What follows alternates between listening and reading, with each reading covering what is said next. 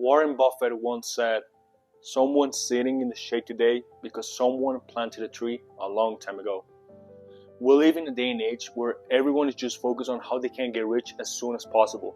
The entrepreneurs who actually prioritize customer satisfaction and a long-term growth are very few. But those are the ones who will be successful. Maybe not now, but 10, 20 years from now, you'll see the difference. The greatest entrepreneurs of all time had all a long-term approach, in contrast to what you see gurus saying today. So if I can just have 10, 15 minutes of your time, I think I can provide you with great value on why your business should have a long-term approach, or if you have it, just to remember you why you should have that long-term approach. This video will consist of 7 pillars, so let's get started. Pillar number 1, long-term focus. What is it and why you should have it? I would like to start explaining this pillar by speaking to you about a race and a marathon. If you think about a race, racers like Usain Bolt, they try to give their absolute best for a 100 meter, 200 meters, 300 meters race. It's just a short gap where you have to go as fast as possible to win. While a marathon is a long race where you have to keep momentum, but you have to keep a good cadence and not just get tired in the first meters of the race, on the first kilometer, or the first mile of the race. Most entrepreneurs actually think business is a race. Is that 100, 200 meters sprint where you have to go as fast as possible and that's it. Just go as fast as possible, no direction, just go, just run. And that is actually wrong, because to be able to win that race, they'll basically do whatever they want or whatever is needed to win that race, even if it's losing reputation or screwing clients over. While wise people, or the greatest entrepreneurs of all time, took this thing as a marathon.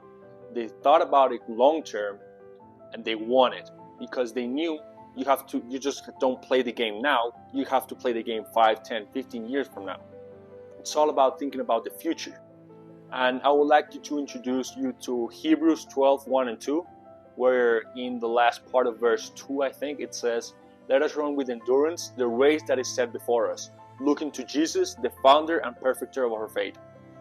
So we got to run with endurance. You don't run a 100-meter sprint with endurance, you run a marathon with endurance. So God is telling us to run with endurance, to go with a good cadence, but keep with endurance, always looking to Jesus, knowing that He will give us the strength to keep going and finish that marathon. So when you're planning decisions for your business, you just have to look about the meters that are in front of you. You have to look what will happen 1, 2, 3, 4 years from now. If I take this decision, will I look back to it in a positive or negative way 5, 10 years from now? For example, some entrepreneurs don't have a problem with losing their whole reputation by getting likes, subscribers, and just getting fame. But if their older self could look at what they're doing right now, he'll be extremely disappointed and he'll be regretting he took that decision. Because even though he made a couple thousands, maybe hundreds of thousands of dollars in that space where he basically showed this fake lifestyle, fake things, screw clients over, and then 5 years later his reputation was completely destroyed and his money was all gone, he'll be regretting it a lot. But the entrepreneur who was patient enough to build something great from their start, 5, 10 years from now will be saying to his younger self, "Thank you. I thank you for what you did, because my life is easier and now we have grown much more because of what you did back then." So always look to the future. Will this decision I take benefit me, or will it come back to bite me? So long-term focus in business is just that, looking towards the future, knowing if what you're doing right now will benefit you in the future or not. Pillar number 2, world versus God. The world tries to pull us into believing that all we need while we're alive is money, especially us as entrepreneurs. If we want to be respected by other people, we need money. If we want girls, we need money. If we want status, we need money. We need cars, we need watches, we need all of this flexing. But deep down, you and I know that's not true. God is the only thing that will make us full. Money will not, and we cannot serve two masters. So if we know it and we're called to honor the Lord and serve others with our gifts, why don't we have our same approach when working in our businesses? Why are we most focused on monthly profits than on customer satisfaction? We sometimes spend way too much time thinking about sales and marketing and don't give any thought to customer satisfaction and long-term growth. And this is especially strong if you take a look at social media. You scroll on social media and all you see is people flexing, people showing cars, people buying watches. Maybe they're rental cars, but we don't know. But they're still flexing. So deep down in your subconscious mind, what social media is trying to tell you is, if you're not doing this right now, you're losing. You're a loser. But that's not true. We know that's not true. We're not part of this world. If we believe in God, we're not part of this world. We're here to honor the Lord and try to help other people with the love God has given us. Try to transmit all of this love God has given unto us to other people. But we aren't a part of this world, and we shouldn't have the same mentality they have. So when social media and when the world lures you with money, with flexing, with girls, don't go with that path. You and I know that path leads to destruction. We actually want to go the path we're with the Lord.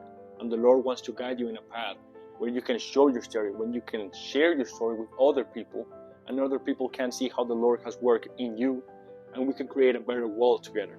I think these two verses best explain what I'm trying to show you guys here. Romans 12:2 says, "Do not conform to the pattern of this world, but be transformed by the renewing of your mind. Then you will be able to test and prove what God's will is, His good, pleasing, and perfect will." And Colossians 3:2 says, "Set your minds on things that are above, not on things that are on earth." So don't set your mind on what you can grow here. Set your mind on who is working with you, who has always been with you, and who is going to give you the reward afterwards. And it's possible you may get this kind of objection in your mind when you're thinking, well, what if it doesn't work? What if I stay poor? What if my business goes down? Don't worry. You are God's child. God will never forsake any of His children. He will be with you. He will help you. He will provide for you, and you will be fruitful. Again, you are the Lord's child.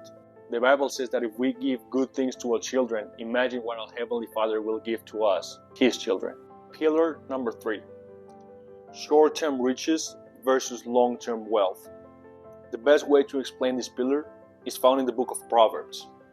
The book of Proverbs is actually one of my favorite books in the Bible, if not the favorite one.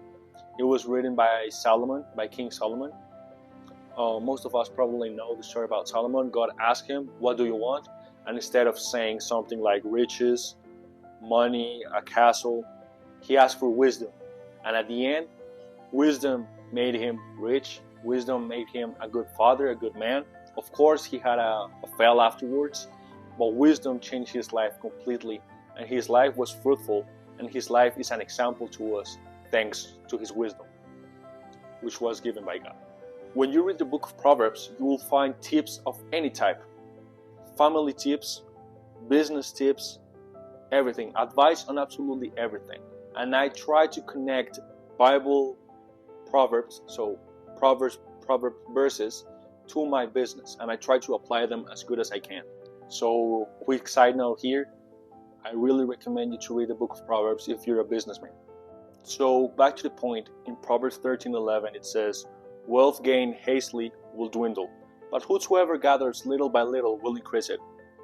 So if you try to get rich quick, which is what the world tries us to do, and what the gurus today tell us to do, you'll likely get some money. You'll likely make thousands, maybe $10,000s of dollars, but that money will go away because you made money upon a foundation which wasn't built correctly.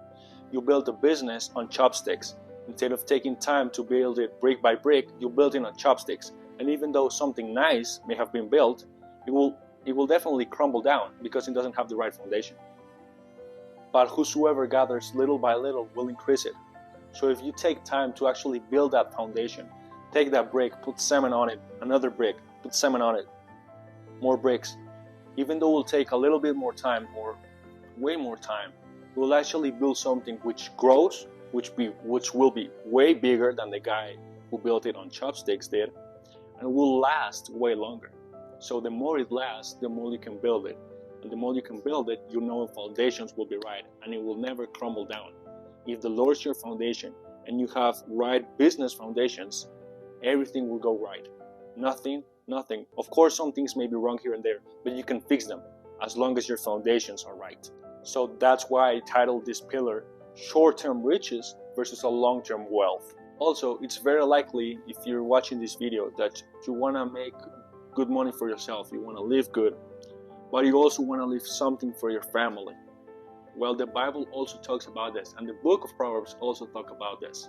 This is a very powerful verse, and one of the verses that completely confirm us we should have a long-term approach, we should create long-term wealth, we should create something that lasts.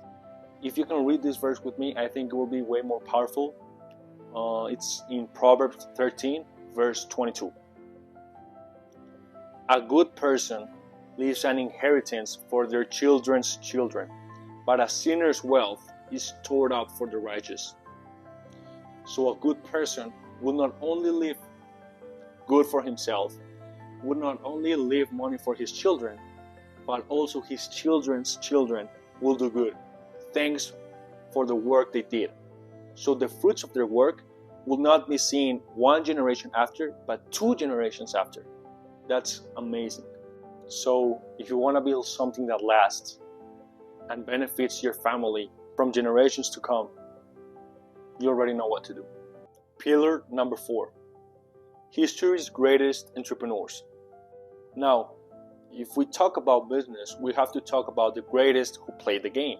Today, gurus try to tell you this and that, a lot of things to just basically confound you, but they try to tell you that what they're saying to you is the truth, is the complete truth. They know everything about it, and no one's know more about them. And if you don't follow their advice, you're actually wrong. And what these gurus try to tell you is what I've been speaking for the last, I don't know how many minutes, is they try to tell you, get rich quick, and that's it. There's no number 2, get rich quick. This is the model, get rich quick. But, well, I have to make a side note here, not all of them. There are some gurus which actually are good entrepreneurs who have a long-term approach, but there are way more of them who don't have a long-term approach, who basically just do everything for money. So, getting back to the point again, to get rich quick, they tell you, for example, have a huge guarantee and have very tiny little details, so when your clients ask you about that guarantee or about that refund, they actually won't get it because you place these extremely ridiculous conditions. That's screwing clients over. That's not being a good steward of your business, which God gave you. That's not being a good entrepreneur. That's not having a long-term approach. That's not caring for your reputation.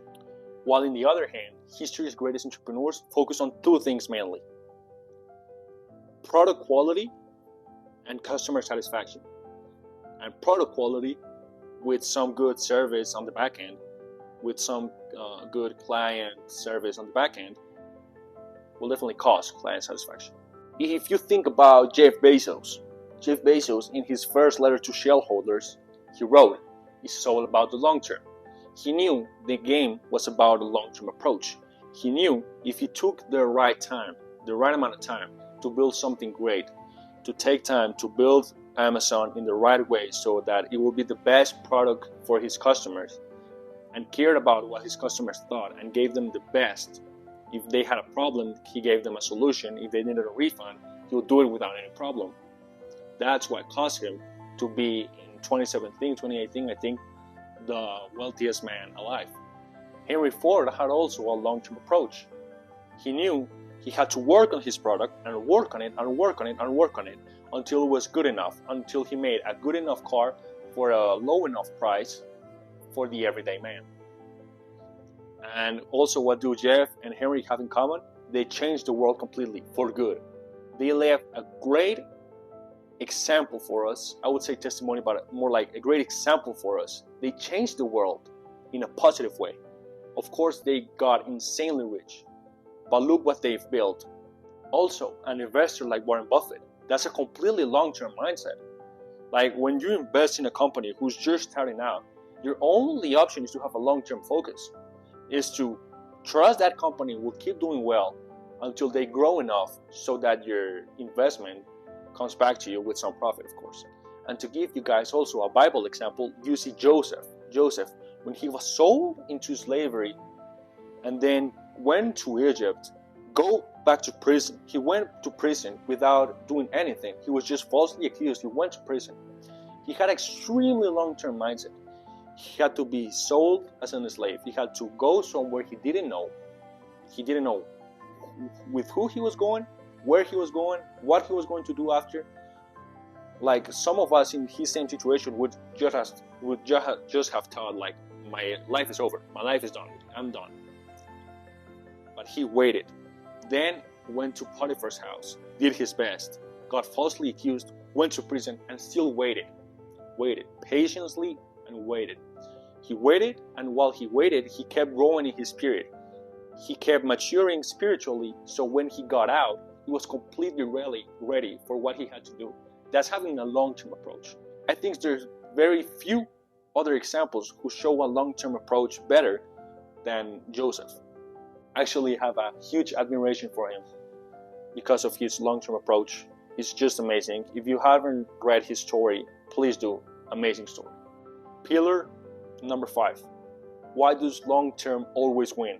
Based on what I've shown you with the stories of these business giants and how much they differ from people nowadays, and especially how their long-term approach caused them to be the entrepreneur we see them today as, and how that long-term approach was so important as they build their businesses, I think you can have an understanding why long-term will always win. Even though you might not see it right now, 10 and 20 years from now, you'll see it. Long-term will always win, always.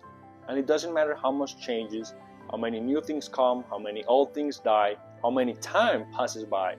The entrepreneurs who have a long-term approach, coupled with priority in customer satisfaction and product quality, will always win. They'll always have a leap, a huge difference over the rest. And if you're a Christian, you have to stay with the fact that you have to run with endurance this race, and this race is a gift. It's a gift to be able to run this race and to run this race together. So we have to run it with endurance, looking to Jesus, the founder and perfecter of our faith. And if you're having doubts or you're maybe struggling with fear here and there, I want to read a verse for you, which is Romans 8:28, which also defines the pillar of why long-term always wins, of course, coupled with faith and trust in God, which says, Romans 8:28, and we know that all things work together for good to them that love God, to them who are the called according to His purpose. I'm going to read it again. Romans 8:28, and we know that all things work together for good to them that love God, to them who are the called according to His purpose. So, if God called you to business and you're doing what He told you to do, everything's going to work out together for good, for good.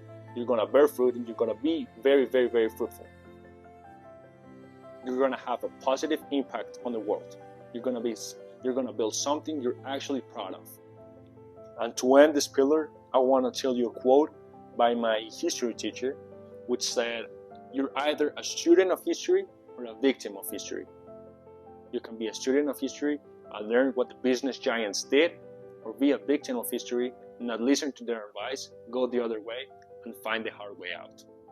Pillar number 6, how to build a long-term business.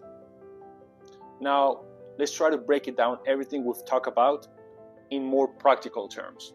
Like with everything, building a long-term business is actually easier said than done. It's easier to talk here with you in the camera than to actually sitting down and building a long-term business. But it will be way easier for you and me when it's placed into concrete actions rather than an overall idea. So, there are 3 keys to building a long-term business. 2 of them, we have already talked about them a lot. Number 1, product or service quality. Number 2, customer satisfaction. Number 3, proactive thinking. So, by product or service quality is easy. Just trying to focus on solving a specific problem for a specific person, for a specific prospect, with the best possible solution. So they have a specific problem, they're a specific person, they have a specific problem, we need to find the best possible solution to that specific problem. And if our product is just kind of solving that problem, we don't actually have a good product. We need to have a product or service which completely solves that problem. It's just actually having a product which you actually would buy. If you would be a customer, you actually would buy it because of the quality, because of what it offers. You can't be happy with having a mediocre product. That will never, never, never be acceptable. Then customer satisfaction. Of course, you have a good product, customer satisfaction will fall in place, but you also need to be taking care of your customers. You need to know how they're doing. Do they need something else? Could I help them a little bit more by doing X or Y? You have to care for your clients. After your faith and your principles, your client is your number one priority. So if your product is meeting the requirements, you're already halfway through. But you also have to be taking care of them. How they're doing. Are they happy? How can I make them happy? That's client satisfaction. Customer happy. And then proactive thinking. So when you're trying to build a long-term business, you don't just wait for problems to come. So problem comes, problem solves. Problem comes, problem solves. You try to look ahead. You try to plan ahead. What are some problems that you could come 1, 2, 3, 4 years from now that if I don't solve them right now could be way bigger in the road ahead? So having a proactive thinking and trying to solve problems or do things that will benefit you in the future, that's proactive thinking. And everything just falls into place. If you're proactive when thinking, you'll make your product better. And if your product is better, you'll have better customer satisfaction. Easy as that. And if the customer is happy, you'll have more business. And if you have more business, you need to be proactive. And if you're proactive, your product will be better. And the cycle keeps going and going and going. And lastly, pillar number 7, action steps. So I want to break down pillar number 6 a little bit further. If I wanted to grow my long-term approach and apply it to my own business, I will ask myself the following questions and start with a specific action based on every question. So, please, if you want actually this video to be productive and this video to actually help you, this is a very important part. I'm going to ask you a few questions. I want you to answer them honestly, and based on those questions, I'll give you some action steps you can do so we can keep growing a long-term business together. Number 1. What percentage of my time am I focusing on sales and marketing? And how does that percentage compare to what time I am focusing on product development and client satisfaction? This question number 1 is all about priorities. What is our priority right now? Question number 2. Have I been proactive in making my product better, or have I just waited for customers to start complaining? Question number 3. What would Jesus think of my company's culture? Now, based on every question, I have an action step. For question number 1, the action step is do a time audit on Google Calendar or whatever software you use to manage your time, and make up some time to focus on what really matters. Get your priorities straight and focus on those priorities. Question number 2. Take a pen and paper and brainstorm 20 ideas of what problems my product or service is facing and how could I make it better. I'm asking you for 20 or more ideas. There needs to be 20 or more ideas for your brain to start working, to start thinking, being more creative, being more analytical. This is an idea I took from Brian Tracy's The Psychology of Selling. Very good book. And our action step based on question number 3 is just basically ask the Lord for wisdom and guidance. If we're trying to build a long-term business, we have to plan towards the future. But the thing is though, the Bible tells us that every day has its own problems. So if we want to take a look at what's going on in the future, we just have to ask the Lord. Ask the Lord to give you for wisdom and guidance so you can plan things ahead without living ahead. Because He is the only one who lives ahead. He knows what will happen tomorrow and the day after tomorrow. So ask Him for guidance. Ask Him for wisdom. And ask Him to help you manage your business so you can grow something actually fruitful. If the Lord is in charge, everything will go right. None of our plans are better than His. Trust His plans. His plans are way beyond us. That's all for today. I'll see you in the next one. See ya.